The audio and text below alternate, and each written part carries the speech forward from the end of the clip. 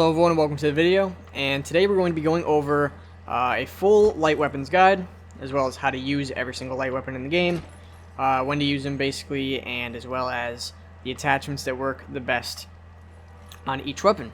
So we're going to be going left to right. I'm going to cover every single weapon in depth. I'm going to try to be as in depth as possible, but some of them are very straightforward.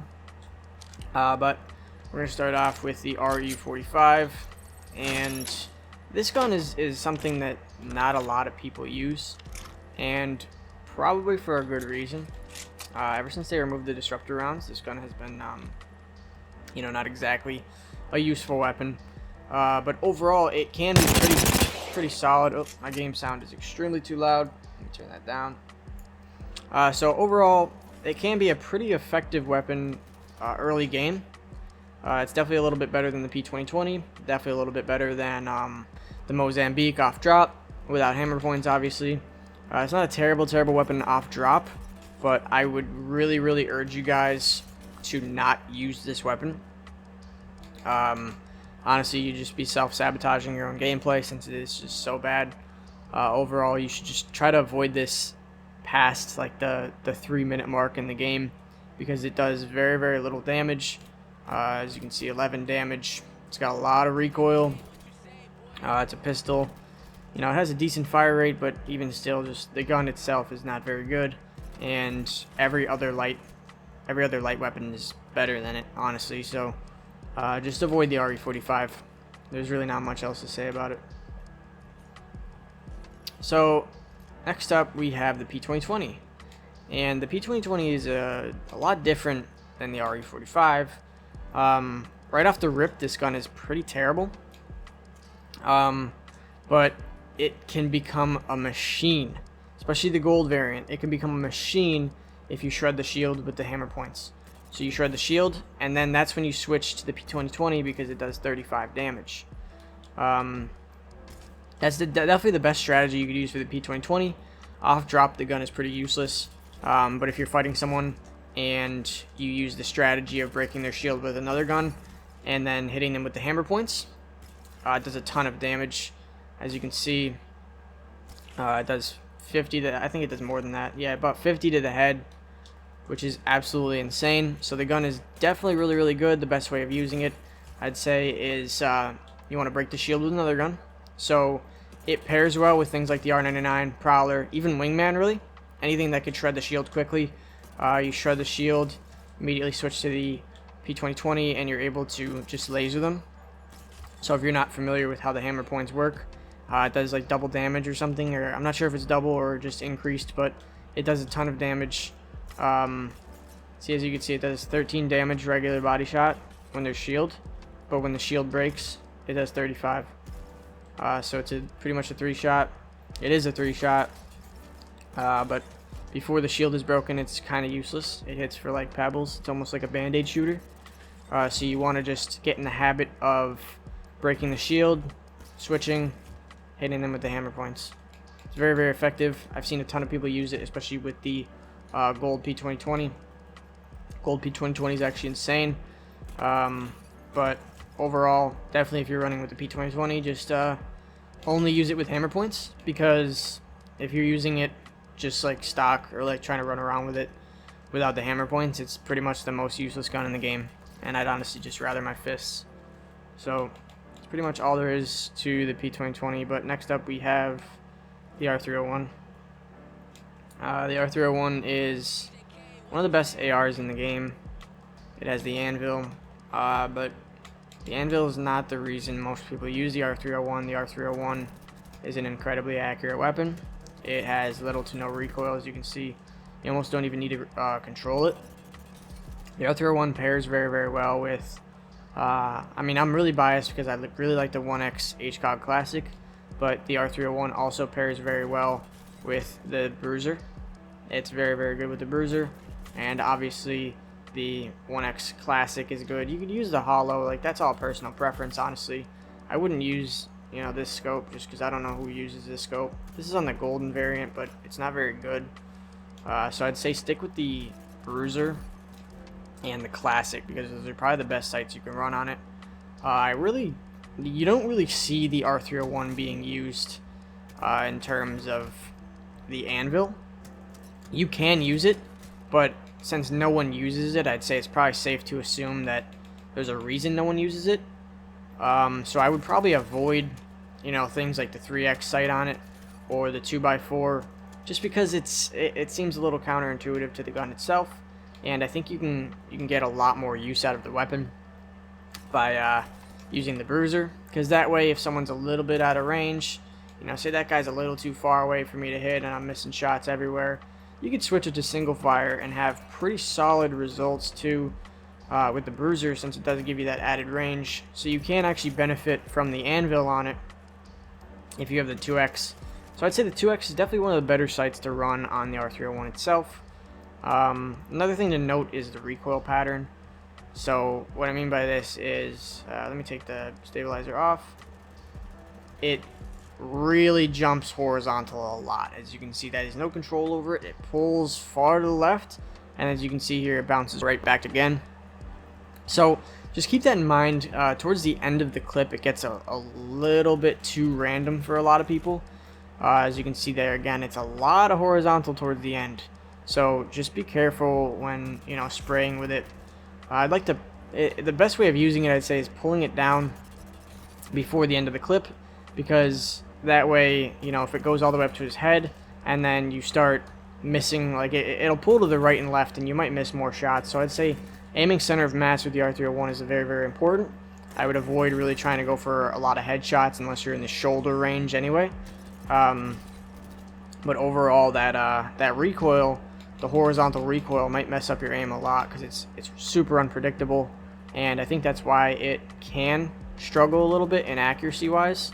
As you can see, it pulls a lot horizontally, but overall the gun is very, very good. It's very accurate and definitely a top AR. So next up we have the R99. This is my favorite gun in the game, and the R99, in my opinion, should not be used. I know a lot of people do run the bruiser on it, and that's alright. I think it is personal preference, but I am very, very, very, very against that. I think that there is not another sight that should be ran on the R99 other than the HCOG. I basically only run 1Xs, so you can do the hollow if you have it, if you're stuck with it, if there's nothing else. But I'd say, like, if we're going to make this into a little order of operations here, some PEMDAS, I'd say that this is parentheses. We want to get this first. This is our first option here, because this is the best. This is the sight you want to have, in my opinion. I think that this really can improve your accuracy because it's so minimal, right? It's just one little red dot. Very, very simplistic, not too clunky, not too cluttering like this one. This seems very, very clunky. It messes up my aim, I feel like. Whereas it is good. I think that to be pinpoint with the R99, you definitely should be using the 1X Classic. It provides you with a very, very good view of the enemy, and when the kick is so good, you definitely want to have that. So as you can see, like, the accuracy on it is pretty good if you can get it down to a science. I'd say just practice with the R99, because this gun will be in the game for a long time. I can't imagine them actually nerfing it to a point where it's unusable. So you can see there, like 297. I could even take the stabilizer off and, hit similar. Just practice with the 9. It's such a good weapon, and it really doesn't need attachments. Contrary to popular belief, this gun can be used long range. At a range like this, I probably wouldn't be full autoing it like this. I'd say, if you're this far away, maybe do something like that, just because you're going to miss most of your shots if you just bunker down and, just hold R2. You're probably not going to hit all those. So definitely the R99 is a gun that benefits a lot from having a barrel stabilizer. I basically use this gun all the time though, so I don't know. I feel like to the average player, you probably do need a barrel stabilizer just because it can be a little bit difficult to control for most players. But I think this gun is an absolute pickup, and I think if you're not, if you're not a fan of it, I think you need to give it another try because it absolutely melts. It's my favorite gun in the game by far, And once again, I think it pairs very well with the 1Xs. I wouldn't go with the 2X. I don't think it's worth it. And I wouldn't put anything else on it. I wouldn't put this on it. This is overall the best sight you can put on it, in my opinion. So also with the R99, you're going to want to aim center of mass. This gun kicks like a mule. The fire rate is absurd. So you just want to keep a little bit, keep it careful, keep it safe, and just aim center of mass. So that way if the gun's jumping everywhere, which it's going to, since most people are unable to control this gun since it really does kick like crazy, you're definitely going to need to aim center of mass if you're trying to aim anywhere else or your aim is going all weird. You're going to hit a significant amount less of your shots. So aim center of mass, it will only help you. And also don't sleep on the hip fire of the R99. You'd be surprised how good hip firing can be with the crouch spam, especially with most submachine guns in the game. The fire rate's really high, so if you just put your crosshair anywhere near the target and you try hip firing, you're going to shred them. I'd say there's guns better out there at hip firing than the R99, but overall, it's a solid choice. And obviously, you guys know the R99 specialty is up close and medium to short range, but the R99 also can be used if you can successfully control the recoil control. It can be used pretty decent at long range, so you'll just have to practice if you want to use it at long range. But overall, definitely a great weapon. So next up we have the Alternator, and the Alternator definitely has more of a bad rep than anything, because I do believe that this gun is actually very good. It's a solid weapon, it does decent damage, and you really can melt people. This isn't like a showstopper, this gun's not gonna blow anyone away, but in a pinch, this gun could actually really help, especially early game. I mean, this gun is so good. Even the hip fire on this gun, very solid. As you can see, the crosshair is a little weird, but it's very small, and that basically means that your hip fire accuracy is going to be pretty good. So you can see, we'll do it on this target right here. That's pretty good hip fire accuracy if you ask me. So if you can stay steady with it, your hip fire can be very good with the Alternator. So it's very good early game with the strafe combo. As you can see here, I'll throw a crouch strafe into it and people just get decimated. There's almost no way to combat that because of the hip fire of this gun being so good. So this gun is honestly just like an early game monster. I wouldn't necessarily use it late game. And what I mean by this is there's better weapons like the R99 and the Prowler and stuff. But overall, this gun can carry you pretty easily through early game. You can get away with using it mid game, definitely. I've actually used the Alternator a little bit late game, especially in like challenge videos and skin videos. I've been able to get a lot of success with it, and I do believe that generally it is a decent weapon. So I don't think it's anyone's favorite weapon, but it definitely shouldn't be just thrown to the side, because as you can see right there, I mean, the hip fire accuracy on it is pretty incredible if you ask me. As you can see, that's really good. And honestly, it's definitely a pretty solid submachine gun. So I wouldn't sleep on it necessarily, because I do think it is decent.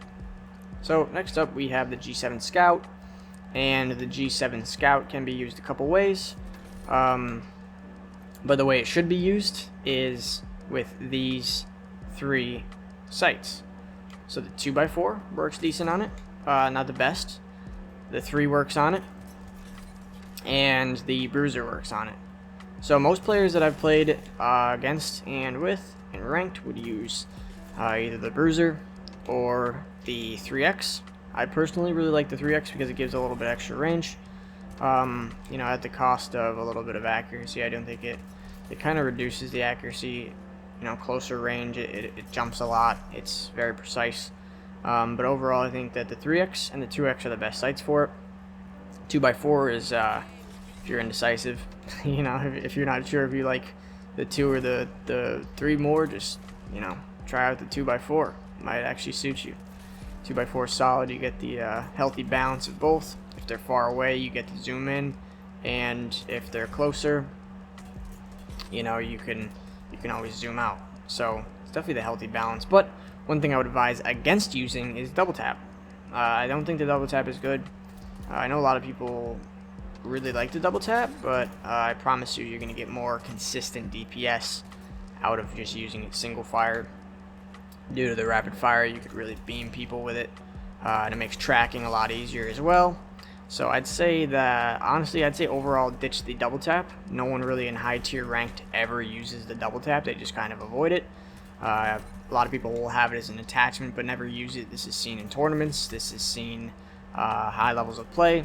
The only time players really use double tap is on the lower end of the spectrum. I think I saw some dude actually get like something crazy, like almost 8,000 damage with a G7, and he wasn't running double tap. That was a little bit ago, but even still, I don't think the double tap is worth it. I think that this damage does so much consistent damage, you know, over such a quick period of time, that using the double tap would be like a disservice. As you can see, it's just so much damage, and it's really consistent with a decent fire rate. So I'd say avoid the double tap. Best sights you could run on this weapon are the 2x Bruiser. 2x Bruiser is solid. It's definitely a fan favorite. The 3x is also a solid choice. That's my favorite. Or the 2x4, which is solid as well. Basically, you could run any three of these. Personal preference, as long as you're not running, you know, the 1x. This is not good. The 1x2. This is not good either. Or the HCOG Classic. You know, these are just not good. They're not going to do it for you. They're better than the Iron Sight. You know, personally, I think the G7 has one of the worst iron sights. It's very clunky. My shots just don't seem to connect with it. So if you can get anything on it, just if you're in a pinch, you know, early game, you pick up a G7, and there's a sight, I would say keep it, you know, no matter what it is, because it can't be worse than the iron sight. But that's pretty much it for all of the light weapons in this video. I think that covers most of the stuff, most of the features of these weapons and how you should be using them. I think that covers just about everything. So thank you guys for watching, and I will see you next time.